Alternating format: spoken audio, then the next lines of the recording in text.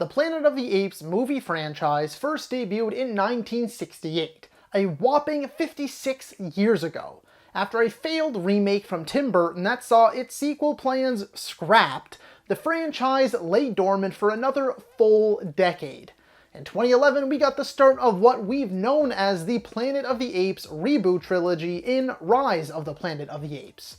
That trilogy wrapped up with war in 2017, but after Disney purchased Fox, the owners of the IP, we knew it was only a matter of time before we heard from the franchise again. After a long road, we finally got the Wes Ball directed fourth entry with Kingdom of the Planet of the Apes. Producers have revealed they have high hopes to continue, with intentions to go for 9 films for this rebooted franchise, using Kingdom as the beginning of this next stretch. Recently, the question many have been asking is, who did it better, Rise or Kingdom? So, who did it better? The trilogy-starter Rise or the new wave kicking off point, Kingdom? Hello ladies and gentlemen and movie lovers of all kind, and welcome back to the channel. As always, I am your host Brett Murphy, and for today I have a brand new versus video for you all. And it is going to be Rise of the Planet of the Apes versus Kingdom of the Planet of the Apes. For those of you unfamiliar with how I do these videos, it's simple.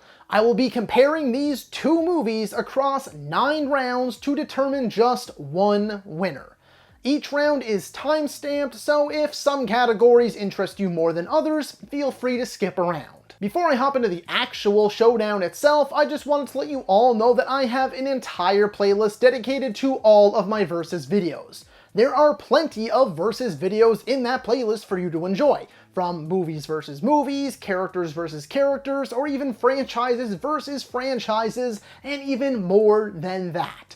So if versus videos are your thing, then be sure to check that out, and I guarantee you'll find something you like. And so without further ado, let's hop right into things.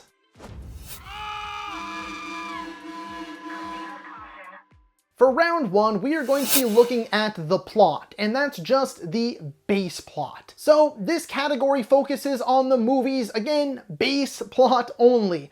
Not the ending, not any twists or turns, just the story at its most surface level. The plot for Rise follows scientist Will Rodman working on a cure for Alzheimer's disease in an attempt to cure his ailing father. After their most promising test subject, a chimpanzee named Bright Eyes, is gunned down, Will discovers she was merely protecting her offspring. Out of fear he will be executed, the chimpanzee, not Will takes the young, genetically modified chimp under his wing and raises him as his own. Over time, the chimp, known as Caesar, shows signs of heightened intelligence before going on to lead an ape rebellion. Set numerous generations after the fall of Caesar, apes have now become the dominant species of the planet, while humans have been reduced to a pharaoh-like existence in Kingdom. Most apes have forgotten of Caesar and his messages, while others have twisted his teachings to build their own empires. One ape in particular, Proximus Caesar, begins to enslave other clans under the guise of unity, with the intention of finding human technology to eliminate humans altogether. Meanwhile, a young ape named Noah, who watched his clan be taken, embarks on a dangerous journey of discovery and the fight for freedom. Though I think both of these movies bring something truly unique to the table for this round, I have always found Rise's story to be the perfect balance of something new and something familiar. Set in the real world with a relatable story, Kingdom comes in strong, but I'm going to be giving this round to Rise of the Planet of the Apes. For round 2, we are going to be looking at storytelling. So in this round, we will be discussing the movie's pacing, important story beats, resolution, and so on. When it comes to Rise's pacing, it's hard to match. The movie clocks in under 2 hours, and it manages to fit a lot in those 2 hours without it ever feeling too cramped. The pacing is simply immaculate. It's broken down into various distinct acts. We have Caesar's upbringing, Caesar's time in the ape sanctuary, and then the actual rise of the apes. We get adequate time with Will, his father Charles, and kind of enough with the love interest Caroline. We see how the simian flu came to be, we get a backstory for the future villain Koba, and learn how the apes gained their increased intelligence. The ending is quite powerful too. From the Battle of the Golden Gate Bridge to the apes fleeing into the redwood and Will finally learning to let go. There's excitement, there are tears, there is mystery. It is all in a nice, neat little package that we don't get all too often these days. I know I'm not the first to say this, but Kingdom is just too long, in my humble opinion, and at times the pacing can be pretty awful.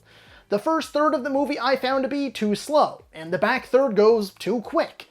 I feel we don't get to spend anywhere near enough time with Proximus, and nowhere near enough time in the actual kingdom either. Don't get me wrong, I'm not trying to shit all over this movie or anything. There is an appropriate setup to establish that this takes place quite some time after Caesar's death. It takes the time to build up its characters and story, and there are plenty of memorable moments throughout. Noah learned so much on his journey, and I thought the ending was also well executed, both where the things go with the kingdom of the Planet of the Apes, and the final scene. This one is much easier than the first round. Both have excellent story beats throughout, chock full of memorable moments and solid endings. But when it comes to the pacing, Rise is arguably the best in the franchise, whereas Kingdom may very well be the worst. For round 3, we are going to be looking at both films' lead characters. Look, I'm not going to beat around the bush with this one. Caesar is unmatched. Andy Serkis is a master of his craft, the mocap king. Not only an incredibly versatile actor, but an underrated one too, who almost always elevates everything he's in. Let's not forget this is the movie where Caesar barely speaks at all, but still so much comes through the carefully coordinated body movements and the many subtle facial gestures. Caesar is a character who gets a full journey in this movie, the perfect start to what would go on to be a phenomenal and groundbreaking character arc. And that's before you even add in Franco as Will, in what may very well be his best performance to date too. For Kingdom, I will happily say that I really like Noah. Didn't love him yet. If the critical and financial success of Kingdom is any indicator, I am hoping that we can continue to get these movies as long as they can maintain this level of quality for a very, very long time. Starting with a trilogy for Noah. A super solid first outing, but not enough to surpass Caesar. Freya Allen is great as May too. Their final scene together is one that has truly stuck with me, and although I am not overly hopeful, I would love to see her return too. Like I said, no beating around the bush here. This round is going to go to Caesar for Rise of the Planet of the Apes. In this fourth round, we are going to be looking at the supporting characters. When it comes to supporting characters, there may be some discrepancy as to who belongs in this category or not. For Rise, I would say other apes like Maurice, Koba, or Buck, the villains being the handlers from the Ape Sanctuary, Charles, Will's father, and Caroline, Will's love interest. I'd also say there's an argument to be made for Will's co-worker, Robert, who is the first victim of the simian flu, and Stephen Jacobs, Will's boss. I think each brings something to the table. Stephen Jacobs pushes Will to continue his research, which leads to Caesar's intelligence, but also, like, the end of the world. Maurice, Koba, and Rocket all go on to play much larger roles in the franchise and are imperative pieces in Caesar's journey. The villains, although generic, are total dicks and help us to root for the apes even more. Not to mention, it's because of one of these dicks that we get Caesar's first word in one of my favorite moments in movie history. And then we have one of my favorite John Lithgow performances too, as Will's Alzheimer's-stricken father, and Caroline is responsible for teaching Caesar sign language, and a necessary part of his growth through the movie too. For Kingdom, you have Raka, the preacher monkey, who seems to be the only one left in the world that actually knows Caesar's history and the proper interpretations of his messages. He teaches Noah what Caesar stood for and what he did for the apes. Then you have Noah's family, which includes his mother and I think they're his friends, who go by Anaya and Suna. They're kind of just there, to be honest. I expected them to have much bigger roles. William H. Macy is there for a portion of time, someone most of us, myself included, know and love as Frank Gallagher from the American version of Shameless.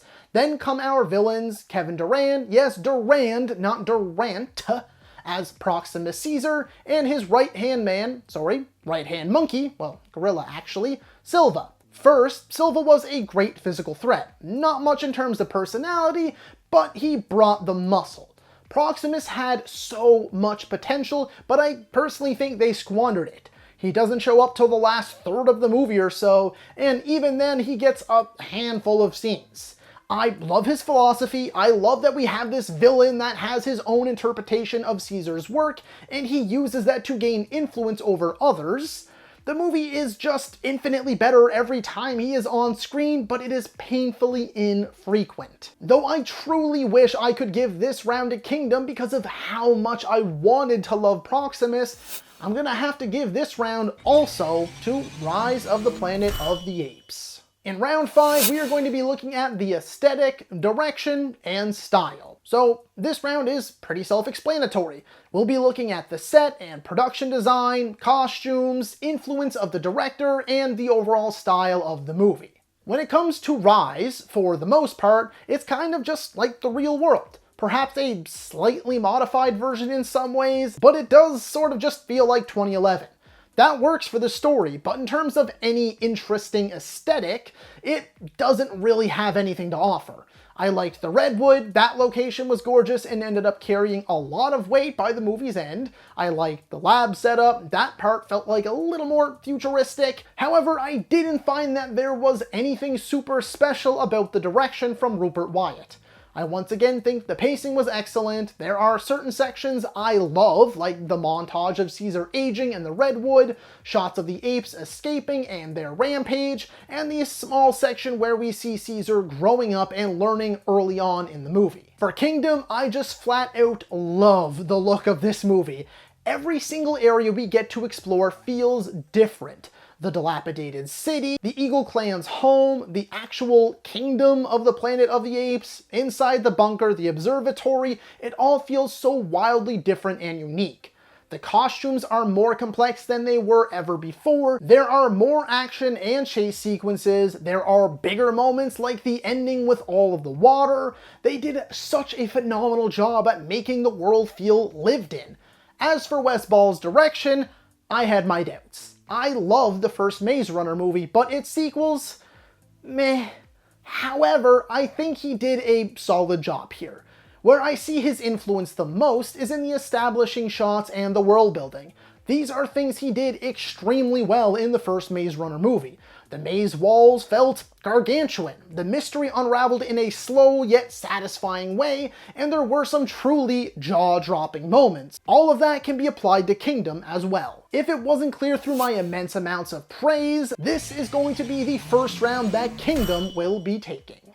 Round 6, we are going to be focusing on cinematography, editing, and visuals. Within Rise, the cinematography has its moments, and the editing is great. Once again, going back to the pacing of the movie, which I feel was pretty flawless. There are some really fun transitions and clever little Easter eggs, but the visuals, although mostly holding up, have aged quite a bit, even when compared to Dawn and War, which were, and I am going to be aging myself quite a bit here, so excuse me while I throw up in my mouth a little, 10 and 7 years ago. As for Kingdom, let's just say there are some truly awe-inspiring shots in here.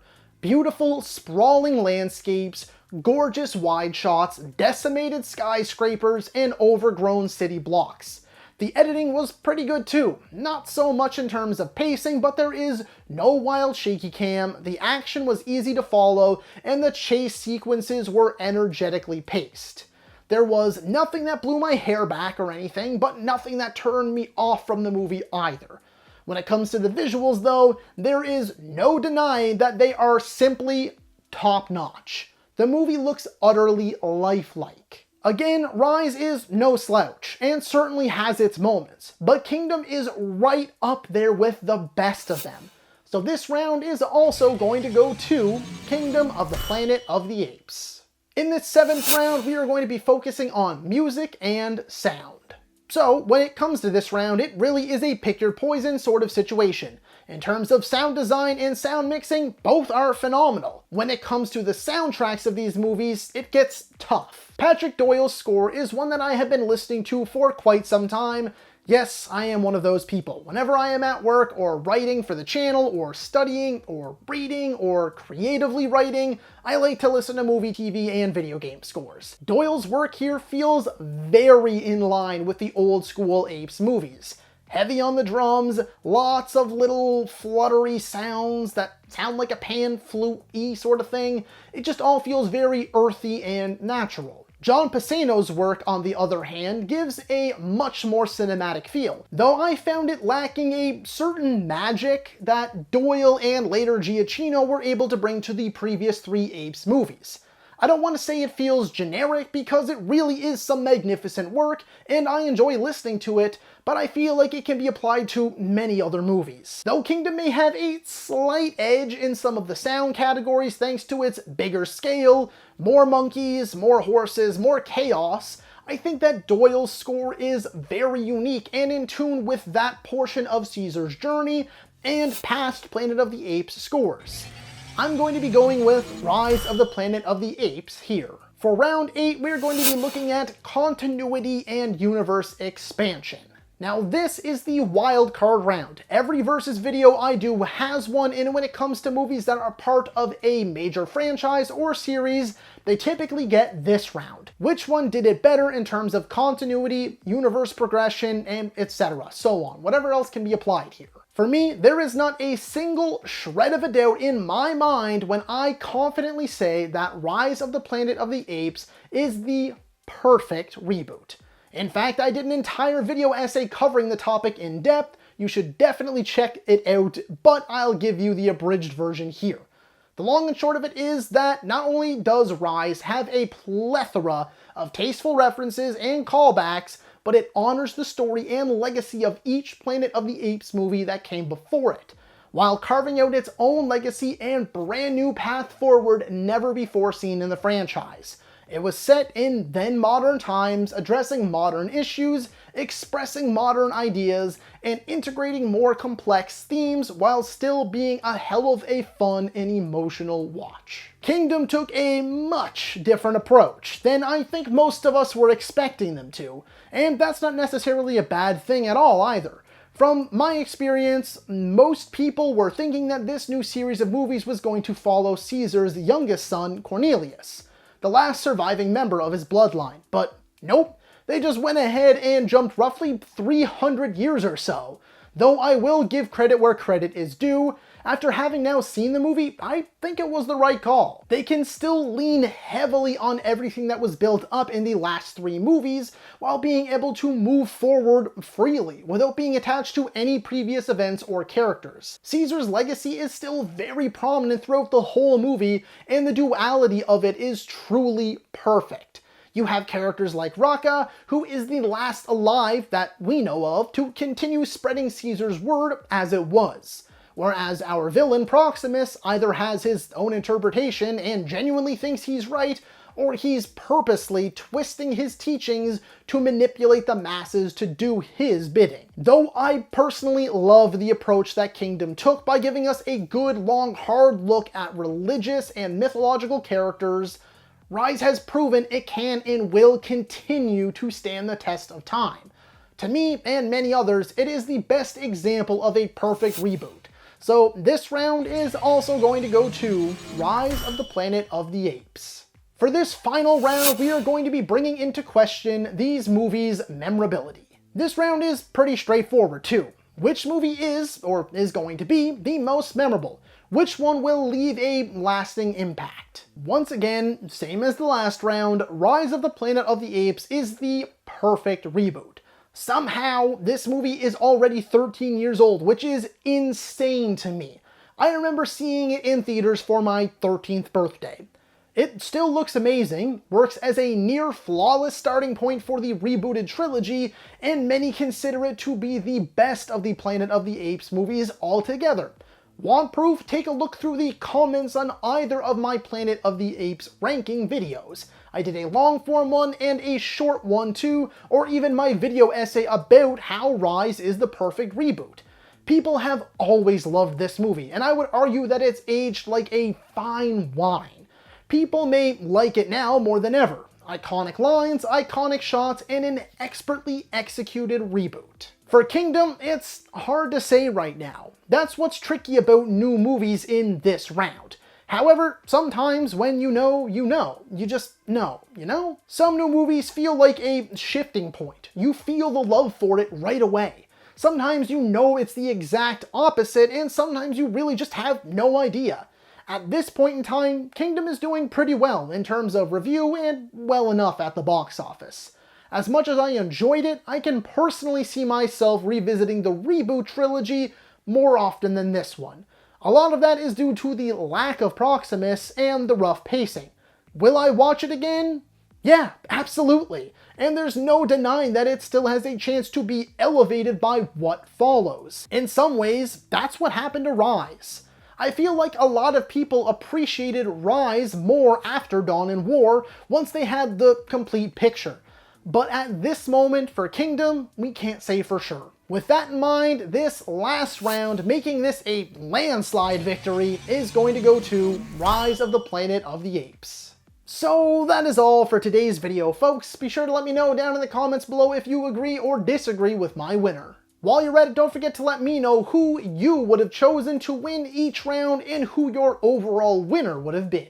As a reminder, this is the revamped BAMTube Movies, and it is your one-stop for everything movies. Be it versus videos like this one, video essays, top 10s, ranking videos, tier list videos, I have it all and so much more, along with your daily nerdy news wrap-ups. So be sure to like, comment, subscribe, and ring that little bell icon so you don't miss a thing.